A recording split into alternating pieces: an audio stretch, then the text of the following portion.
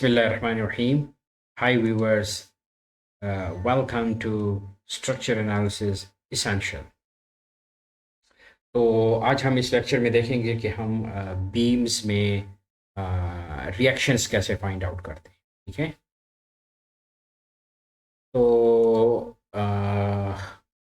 Reaction find out करने से पहले थोड़ा सा हम इस पूरे सिनेरियो को देख लें कि इस बेसिक स्ट्रक्चर एनालिसिस के कोर्स में हम करने क्या वाले हैं, अब क्या करने वाले हैं, ठीक है।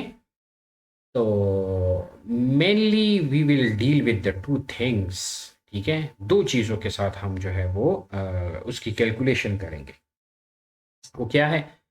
देखें, जब किसी स्ट्रक्चर पे कोई लोड लगता है, when the structure is subjected to some external disturbance और सम अप्लाइड फोर्स, तो डेफिनेटली उनके कंपोनेंट्स में, कंपोनेंट्स का मतलब क्या है, यानी बीम, फ्रेम, कॉलम या ट्रस जो भी होंगे, उनमें मेंबर्स जो होंगे उनमें कुछ फोर्सेस क्रिएट होंगी। फोर्स रिस्पॉन्स वो करेगा अगेंस्ट द एक्सटर्नल लोडिंग, और वो डिस्प्लेसमेंट भी रिस्पॉन्ड करेगा।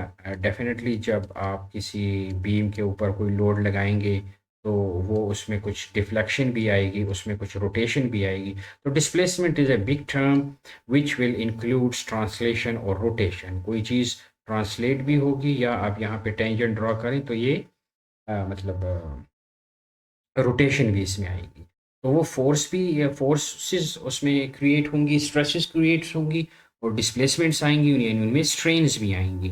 मगर स्ट्रेस और स्ट्रेन्स को हम डील करते हैं स्ट्रक्चर एमओएस में, यानी मैकेनिक्स ऑफ मटेरियल्स में। वहाँ पे हम इसको देखते हैं।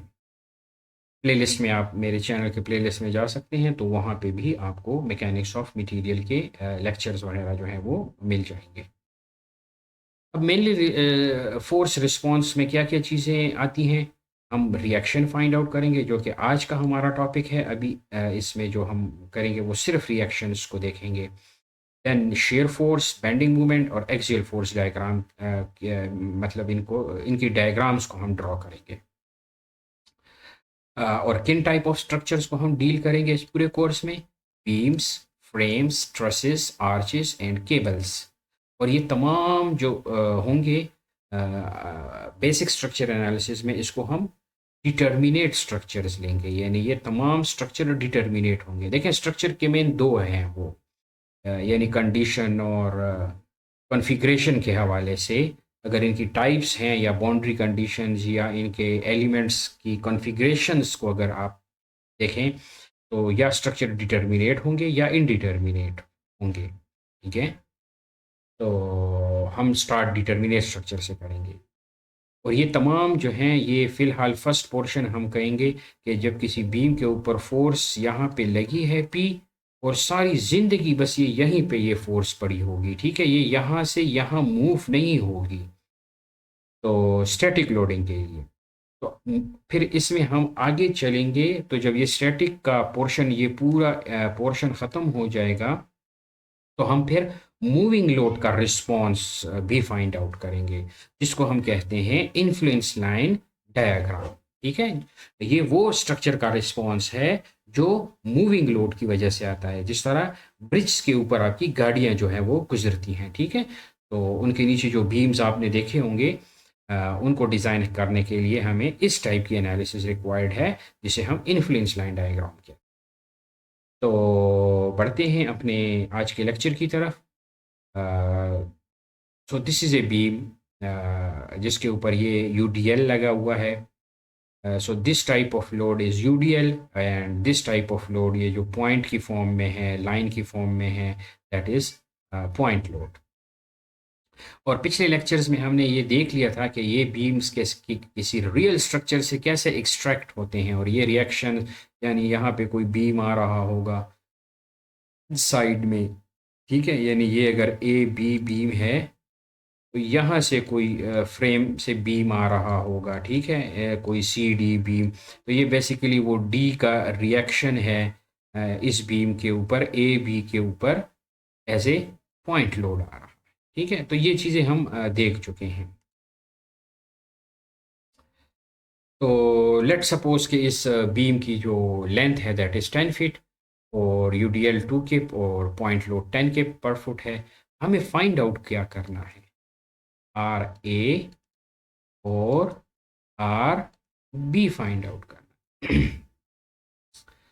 तो जिस तरह आपको मैंने बताया कि स्ट्रक्चर की दो फॉर्म्स हैं या दो एनालिसिस के हवाले से दो टाइप्स हैं, वो हैं डिटर्मिनेट या इनडिटर्मिनेट।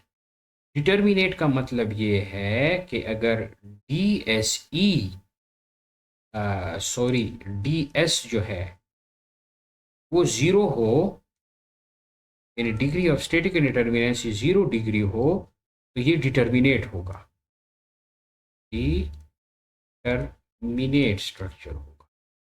और अगर D S is greater than 0 होगा तो ये इनडिटर्मिनेट होगा। ओके, ये हम पिछले लेक्चर्स में ये सारा कुछ पढ़ चुके हैं। अच्छा, वैसे यहाँ पे आपको मैं एक बात क्लियर करवा दूँ। लेट सपोज किसी स्ट्रक्चर की डी एस जो है वो आ जाए 2 degree. So what does it mean, इसका मतलब क्या है?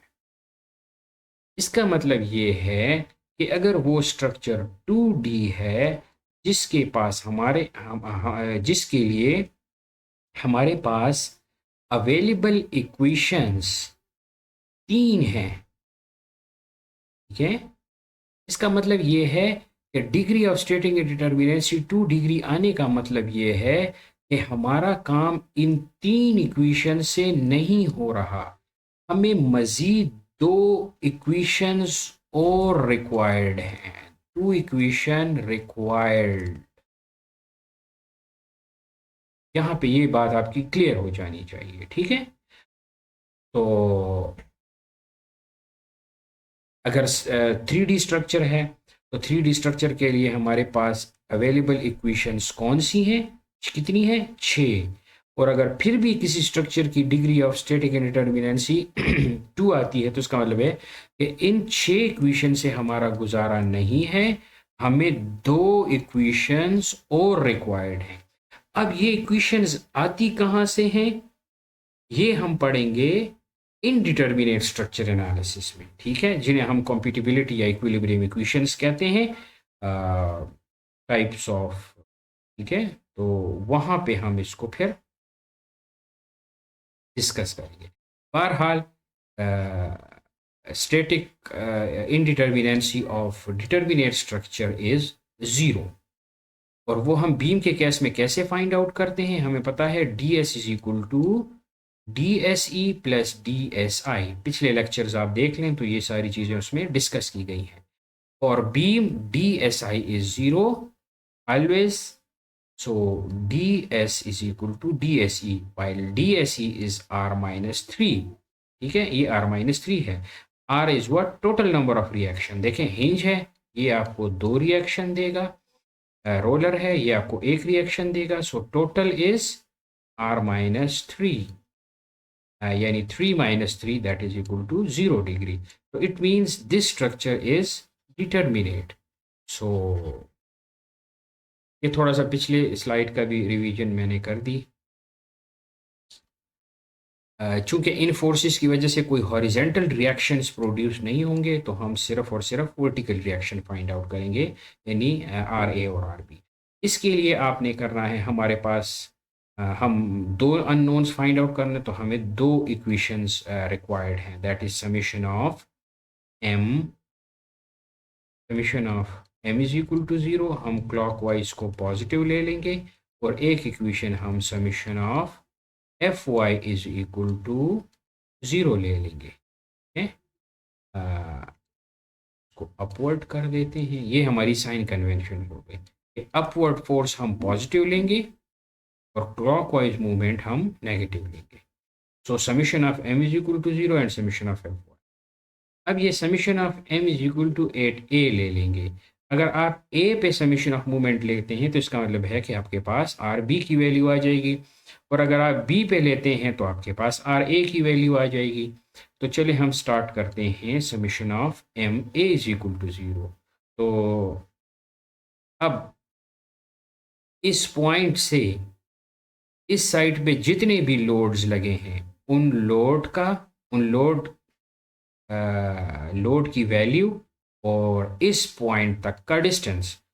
अब देखें इस पॉइंट पे, इस पूरे बीम पे अगर आप देखें तो आर ए की वजह से यहाँ पे आप मूवमेंट ले रहे हैं, तो ये फोर्स तो यहीं से गुजर रही है, तो ये तो कोई यहाँ पे रोटेशन मूवमेंट नहीं काज करेगा, ठीक है।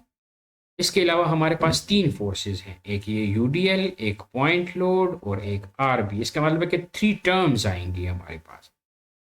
अब ये यूडीएल जो है, अगर आप इसको इसका नेट लोड फाइंड आउट करना चाहते हैं, वो भी सेंटर में ही लगेगा और उसकी वैल्यू क्या होगी, यानी दिस इज 2 किप पर फुट। 2 किप पर फुट का क्या मतलब कि 1 फुट पे 2 किप लग रहा है।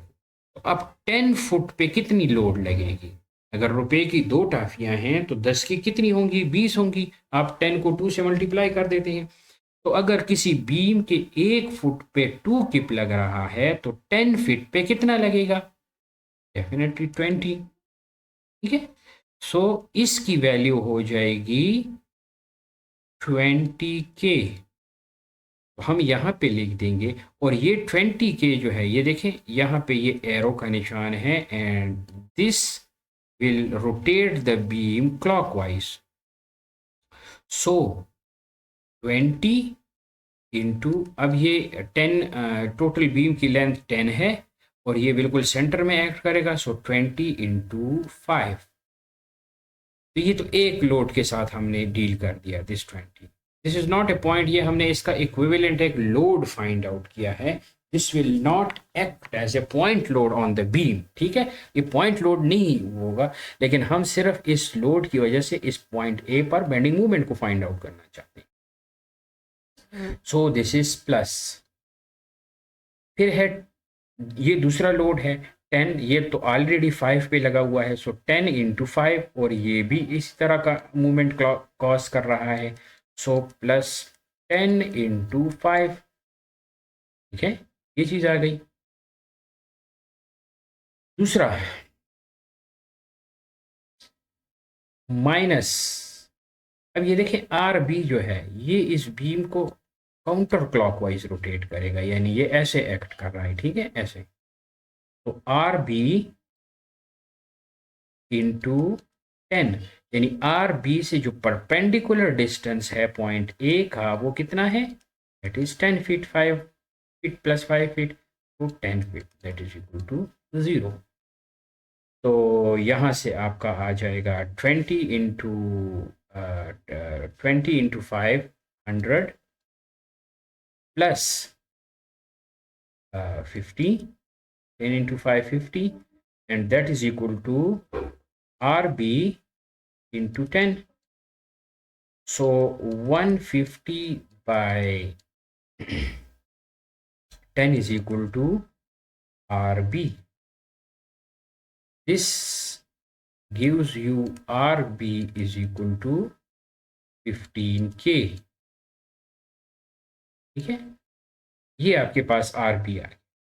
अब आपने RA फाइंड आउट करना है, हम ये वाली इक्वेशन भी यूज कर सकते हैं, ठीक है, या आप summation of M B is equal to 0 ले लें और ये आर ए फाइंड आउट करें।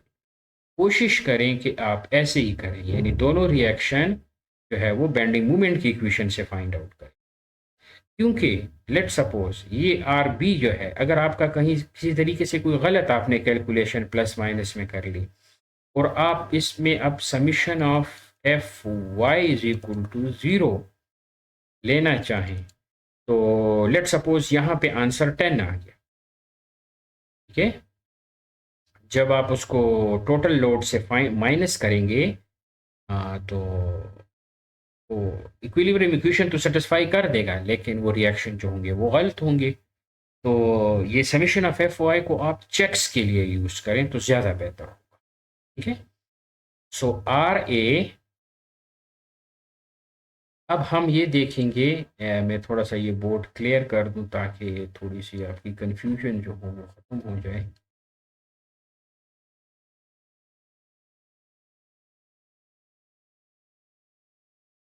तो दिस इज द भाई, दिस इज यूडीएल।